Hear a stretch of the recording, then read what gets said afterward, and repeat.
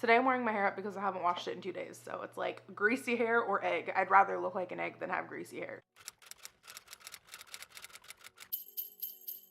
Hey everybody, it's Carissa. Today's Thursday, so that means it's my day to make a video. I thought I would start this week by reading you something that I wrote on my phone. Excuse me. So I sat down, I wrote the word nervous down on my notepad, and I was like, it's not like a story, it's just a blurb. I wrote a blurb. All right, let's see what comes out with nervous.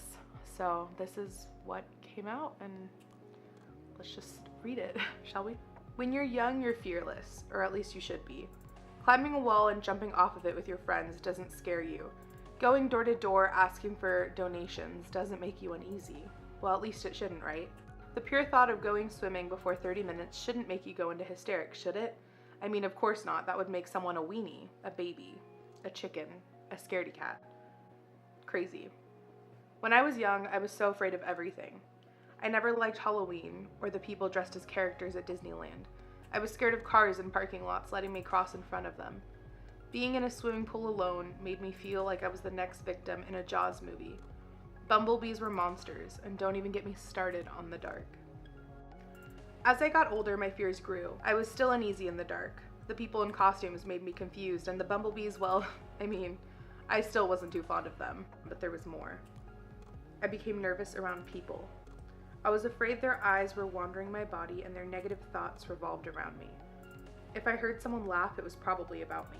Someone smiled at me, they must feel bad for me. When they complimented me, I knew it was a lie. At school, presenting a project in front of class made me sweat and want to cry, and one time in 9th grade I actually did. I hated lunch because I already took up too much space according to Josh in 7th grade. Maybe Sabrina was right. I was sad. Well, she didn't really say it like that. She said, "You must have problems at home. Is that why you're fat? If you ever feel like you need people to validate the way you're feeling about yourself, it's not that hard. Just go to a middle school." But I was already thinking, plus what people said, plus my already sensitive nervous system combined to make a really, really messed up me. My heart would race at night when I was trying to sleep.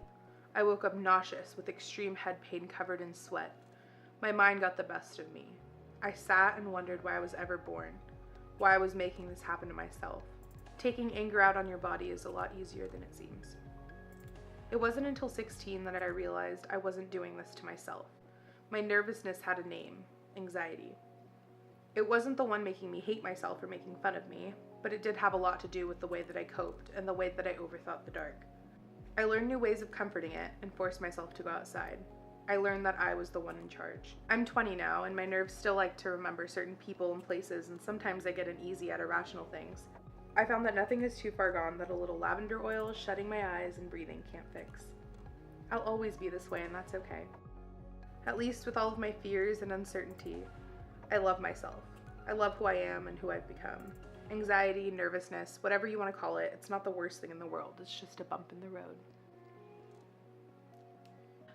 Yeah, so that's my blurb.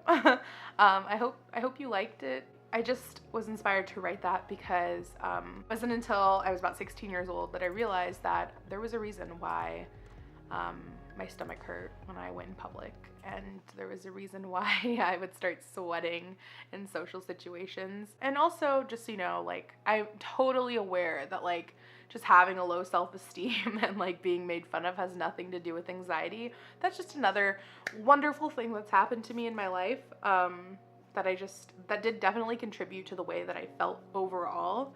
I don't feel sad when I talk about it. I just feel like proud that I've made it this far.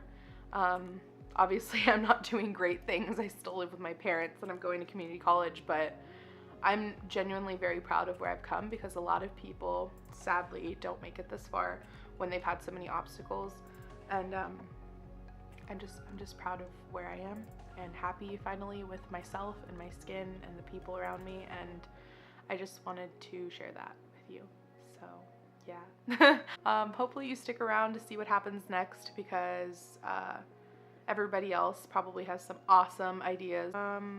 Hope you liked my video, and I'm scratching my nose, and I'll see you later.